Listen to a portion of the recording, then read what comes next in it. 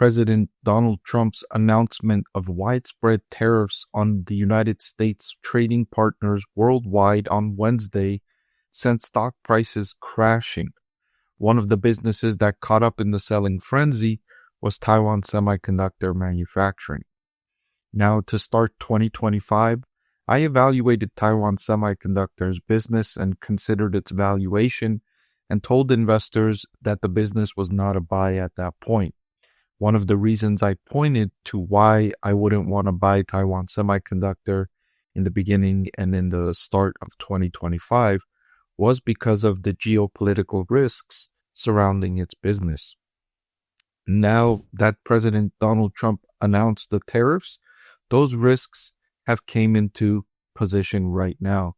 The business valuation declined as a result of those tariffs. So it's time to reevaluate Taiwan Semiconductor's business, look at the new valuation, and determine if the stock is a buy now that those risks are, for the most part, priced in to the valuation now. I want to thank The Motley Fool for sponsoring this video. Visit fool.com/Parkev for the 10 best stocks to buy now. So you could see Taiwan Semiconductor's stock, and it had reached highs of over $215 a share before falling to $147 as of this recording. Now, Taiwan Semiconductor, in my opinion, is the best manufacturing company in the world. That is the ones that I'm aware of. If you think of a better manufacturing company, let me know and point it out in the comments below and I'll evaluate that business.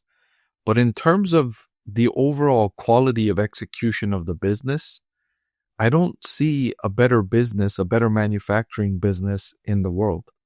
Taiwan Semiconductor has grown its revenue from around $25 billion in 2015 all the way up to $90 billion in the most recent trailing 12-month period. Now, before the tariffs were announced, Taiwan Semiconductor's revenue growth prospects were absolutely excellent.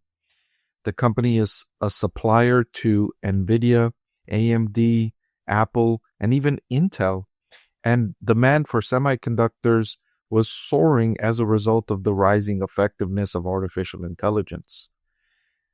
That is now under a little bit more question because of the tariffs. How are the ripple effects going to impact demand for these data centers optimized for AI? Many of these plans have already been signed and put into place, and deals have already been secured. So the rest of 2025 might be okay for Taiwan Semiconductor because of those arrangements that were already signed and sealed. But starting in 2026 and 2027, it could start to feel the impacts of those recent developments. The good news is that demand was so strong that it was almost operating at full capacity. Companies like NVIDIA were sold out of its products, and they could surely use more of Taiwan Semiconductor's abilities if some of its other customers were to pull back on orders for Taiwan Semiconductor. So there's a lot of moving parts there.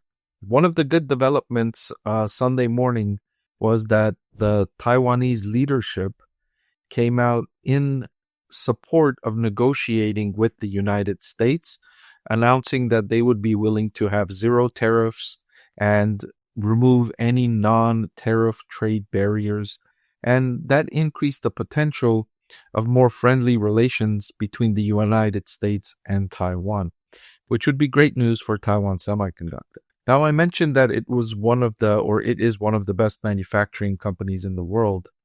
And one of the ways I evaluate that is looking at the company's cash flow from operations to sales, or looking at operating margins.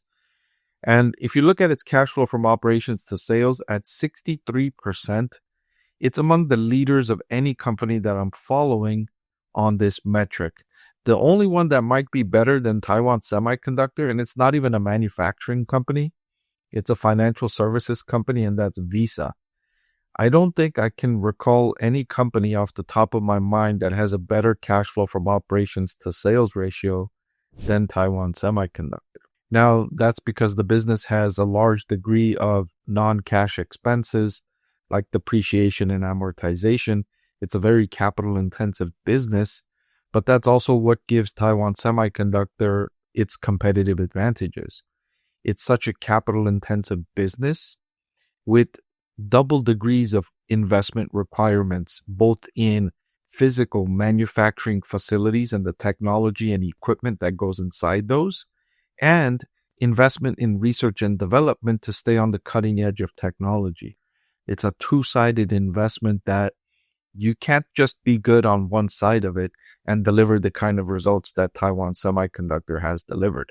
They've been excellent on both sides of that equation, both excellent results from their investments in their physical manufacturing facilities and excellent results from their investments in research and development to develop the technology that puts them at the forefront of the semiconductor industry.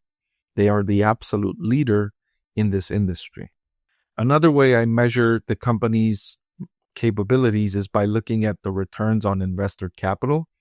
And at 25%, the company has a very good return on invested capital. It's not among the leaders of the return on invested capital metric, but as I mentioned, the company invests heavily in its business. So it makes it more challenging for Taiwan Semiconductor to deliver high returns on invested capital because it's a very capital intensive business. But what it does get in return is a strong competitive advantage because it's so capital intensive. It makes barriers of entry much higher. It's much higher for any other business or any other entrepreneur to jump into this industry because of the heavy capital requirements. So the margins, the returns on invested capital are not at the highest level of any business that I follow, but they're also really good for a business that's investing $30-40 billion of capital expenditures annually and still delivering these solid results. So now let's get to valuation.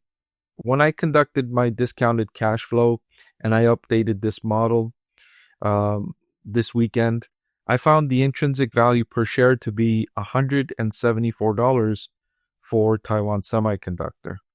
With the huge recent sell-off, the current market price is $147. So the company is, I would say, between fairly valued and slightly undervalued, according to my discounted cash flow valuation model. The weighted average cost of capital at 13.74%. What I also like to do is take the ROIC compared to the WACC and see the ratio. So ROIC divided by WACC. And when I do that for Taiwan Semiconductor, I get an almost 2-to-1 ratio, which is good. It's not great, but it's good.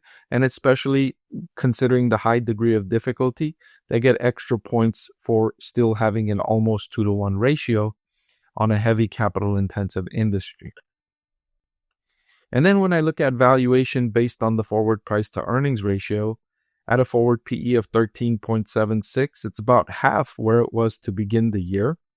And it's about the lowest the company has been according to this metric going back 3 years. So briefly, for moments in January of 2024 and January of 2023, you were able to buy this business between those points between January 2023 and 2024 at a lower valuation.